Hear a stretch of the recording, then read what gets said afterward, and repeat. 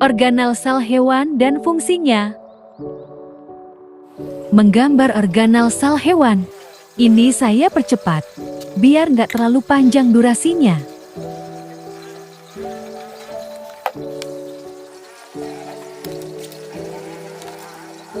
Biar proses gambarnya lebih terlihat, saya zoom ya. Kontraks videonya juga saya naikkan, supaya tidak terlalu silau.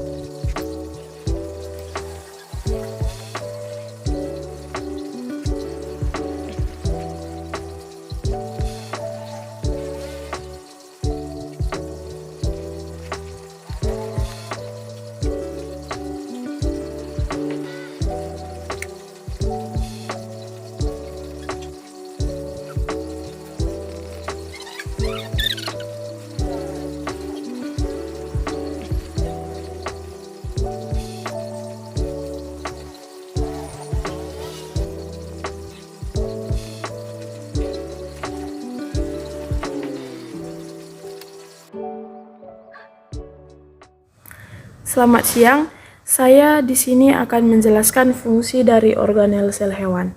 Yang pertama itu adalah sentrosom. Ini dapat dilihat.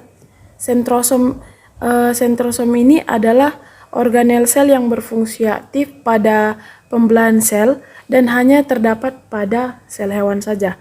Sentrosom merupakan wilayah yang terdiri dari dua sentriol dan sepasang sentriol yang terjadi ketika pembelahan sel, di mana nantinya setiap sentriol ini akan bergerak ke kutub-kutub sel yang sedang membelah. Lalu kedua, sitoplasma. Ini dapat dilihat, yang kosong ini itu sitoplasma.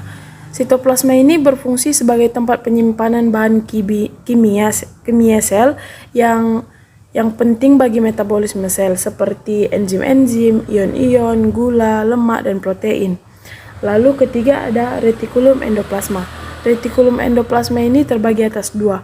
Yang pertama itu retikulum endoplasma kasar dan retikulum endoplasma halus. Di mana fungsi dari retikulum endoplasma kasar ini untuk membantu produksi protein terutama yang akan diekspor ke luar sel. Sedangkan fungsi dari retikulum endoplasma halus ini untuk produksi lipid atau lemak. Yang kelima ada ribosom. Ini dapat dilihat di sini juga ada. Ini ribosom adalah pabrik protein yang ada dalam sel. Jadi protein adalah komponen yang sangat penting yang digunakan oleh sel agar bisa bertahan hidup. Dan ribosom ini mengolah atau mensintesis protein berdasarkan instruksi dari RNA. Keenam ada badan Golgi. Badan Golgi ini fungsinya untuk memperbaiki membran sel serta memiliki peran penting dalam pengolahan hasil dari retikulum endoplasma.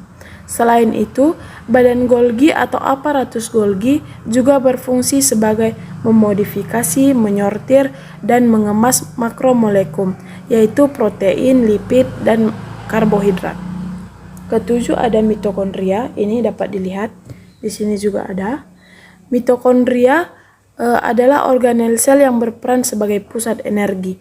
Di bagian ini, di mitokondria ini, glukosa yang masuk ke dalam tubuh akan diolah menjadi molekul energi yang dikenal juga namanya dengan ATP. ATP inilah sebagai bahan bakar sel agar bisa menjalankan semua fungsinya. Dan bukan hanya itu, fungsi mitokondria juga dapat mengukur kematian sel. Lalu ke-8 ada vakuola. Vakuola pada sel hewan berperan membantu proses endositosis dan eksositosis. Pada proses eksositosis, protein dan lipid dikeluarkan dari sel. Vakuola tidak berperan langsung dalam mengeluarkan lipid dan protein, tetapi vakuola itu berperan sebagai wadah untuk lipid dan protein tersebut. Jadi dia bukan berperan untuk mengolah protein dan lipid tersebut agar keluar, tapi dia sebagai wadah gitu. Dan selanjutnya ada membran inti. Ini yang bulat ini membran inti. Membran inti ini adalah selaput pembungkus nukleus. Ini melapisi inti sel. Bagian sel ini memiliki fungsi sebagai pelindung serta pemisah dari organel lainnya.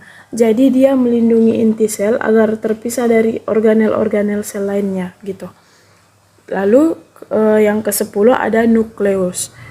Nukleolus. Ini dia, ini dia nukleolus. Fungsi nukleolus ini atau anak inti adalah mensintesis berbagai macam molekul yang digunakan dalam perakitan ribosom. Fungsi lainnya juga untuk membentuk ribosom dan terlibat dalam proses sintesis protein begitu. Lalu yang ke-11 ada nukleus. Ini dia, nukleus dapat dilihat. Nukleus fungsi utamanya adalah untuk menjaga integritas gen-gen tersebut dan mengontrol aktivitas sel dengan mengolah ekspresi gen.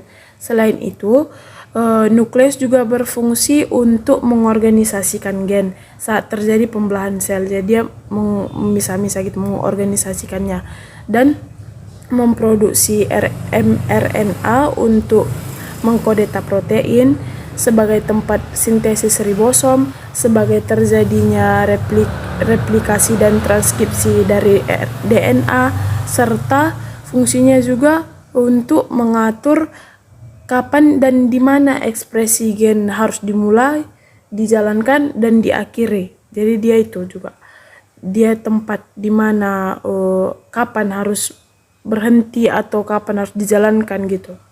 Itu tugas dari nukleus. Lalu yang ke-12 ada lisosom. Ini dapat kita lihat, ini lisosom. Begitu ini juga. Jadi lisosom ini bertindak sebagai sistem pembuangan sampah atau kayak daur ulang gitu. Daur ulang, dia pembuangan sampah sel dengan mencerna material bekas pakai di sitoplasma, baik dari dalam maupun dari luar sel. Dia jadi kayak tempat daur ulang, tempat pembuangan sampah gitu. Jadi selanjutnya ada membran sel atau sel membran. Ini pokoknya yang bulat ini yang melindungi ini, dan itu fungsinya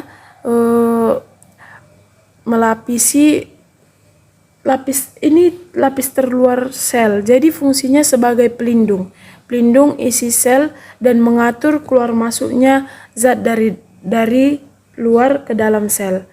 Jadi dan zat yang dapat melewati membran sel ini yaitu air, zat yang larut dalam lemak, dan ion tertentu. Nah, begitu. Dan saya akan menjelaskan tentang beberapa tentang perbedaan sel hewan dan sel tumbuhan yang saya dapat, yaitu pertama, ukuran sel hewan lebih kecil daripada sel tumbuhan. Yang kedua, sel hewan tidak memiliki dinding sel. Dia ini tidak memiliki dinding sel. Sedangkan sel tumbuhan memiliki dinding sel.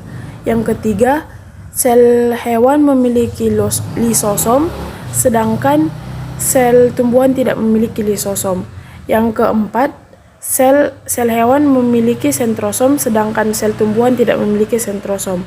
Yang kelima, bentuk sel hewan tidak tetap, sedangkan bentuk sel tumbuhan tetap. Ini karena sel hewan tidak memiliki dinding sel dan memiliki membran sel yang bergerak. Dia jadi bentuknya tuh nggak tetap, nggak kayak sel tumbuhan.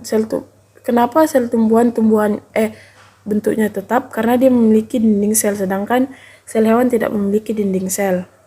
Selanjutnya, yang keenam, sel hewan tidak memiliki kloroplas, sedangkan sel tumbuhan memiliki kloroplas.